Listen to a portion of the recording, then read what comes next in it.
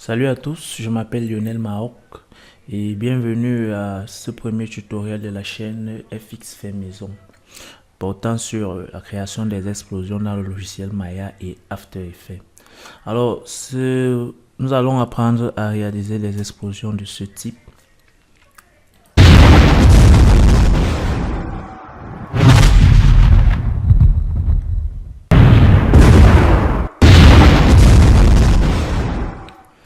Alors, ce tutoriel, nous l'avons divisé en trois parties. La première partie consistera à créer d'abord des explosions de particules dans le logiciel Maya.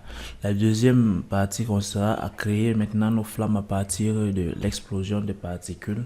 Et la troisième partie sera le rendu et aller peaufiner notre explosion dans le logiciel After Effects.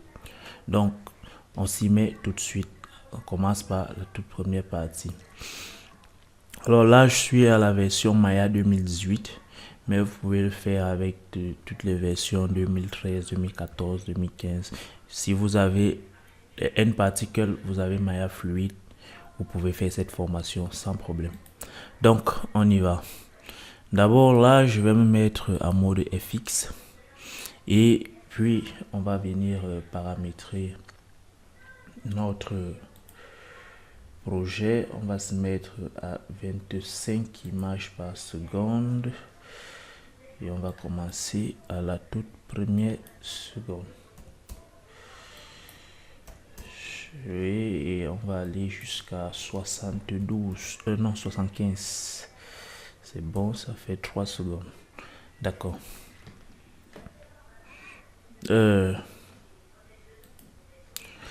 Alors, première des choses, c'est qu'il faut créer notre système de particules qui va exploser. Donc, on vient dans N-Particle. D'abord, on s'assure Create Option, on s'assure qu'on est en mode point. Si ce n'est pas le cas, on clique sur point. Moi, j'y suis déjà. Et ensuite, deuxième étape, on vient Create Emitter, on sélectionne la petite case là. Donc, on va d'abord remettre Edit Reset Setting. Donc, on va remettre tous les paramètres à défaut. Donc, Emitter Type, on va se mettre à volume. Rate, on va se mettre à 5000.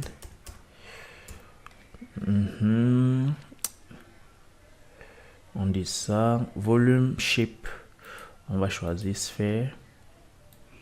On descend encore. Away from Center, on va mettre 10. Et puis along axis, on va mettre 5. Et create. Alors, on a notre émetteur de particules qui est créé avec dans l'outliner N-Particle et puis le nucléus. Première chose avec le nucléus, on va lui dire use plane, grand plane, use plane. Ça, première des choses.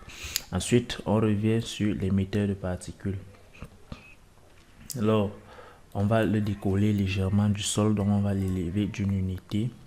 Et puis, on va légèrement l'aplatir. 0,6. Ouais. Ok. Maintenant, on a Direction, Distance Attribute, on a X.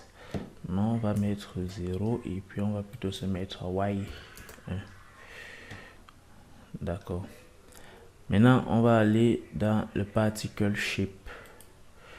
Particle Shape, on a Lifespan, Life Forever, on va se mettre à Random Range. Et puis Lifespan, on va se mettre à 0.25. 0.25. Particle Size, on ne va pas s'en préoccuper. Particle Collision, pareil. Dynamic Property, Ignore Gravity Solver. Donc, on ne veut pas que nos particules prennent en compte la gravité qui est apportée par le nucléus. On clique là. Alors, on a Dynamic Weight, on va encore venir dans les damp. Et puis, on va changer juste la dernière valeur, on va mettre 5. On continue. Masquel, bon là ça nous... Force Field Generation, ça aussi on va pas s'en préoccuper. Rotation, wine, bon on va fermer Dynamic Property, on va revenir à bon, pour le reste on peut laisser tel quel. Alors si on fait la simulation, on a nos particules qui sont émises comme ceci. Maintenant, puisqu'on veut une explosion, on ne veut pas que les particules soient émises de manière permanente. Donc, on va se mettre à la 5e image. Et puis, on vient sur notre émetteur de particules, émetteur 1. Et puis, on dit à la 5e image, on est à 5000 particules. On dit set key. Et puis, à la 6e image, on veut 0 particules émises. Et donc, cette qui est à nouveau. Et là, si on fait play, on a juste nos particules qui explosent là. Et le fait qu'on ait choisi le sol au niveau du ground comme niveau de référence fait que nos particules, celles qui vont vers le sol, s'étalent légèrement sur le sol, ce qui est un effet recherché. Donc maintenant, la prochaine étape, c'est essayer de donner un peu de turbulence à nos particules qui partent avec un peu plus de turbulence. Donc ce qu'on va faire, c'est qu'on va sélectionner le N particle et puis on va venir à Force Field Solver. On vient à turbulence et puis ça nous crée de la turbulence dans l'outline. Avec les turbulences sélectionnées, on vient dans magnitude. On va d'abord se mettre à 100 et puis l'atténuation on va se mettre à 0 et fréquence on va se mettre à 2 et puis on voit ce que ça donne là. Ouais, voilà, on peut partir. C'est vrai que 100 c'est assez fort, mais allons-y sur cette base là, on y peut y aller. Donc on a donc notre explosion de particules et jusqu'ici on peut dire que la première étape elle est réussie.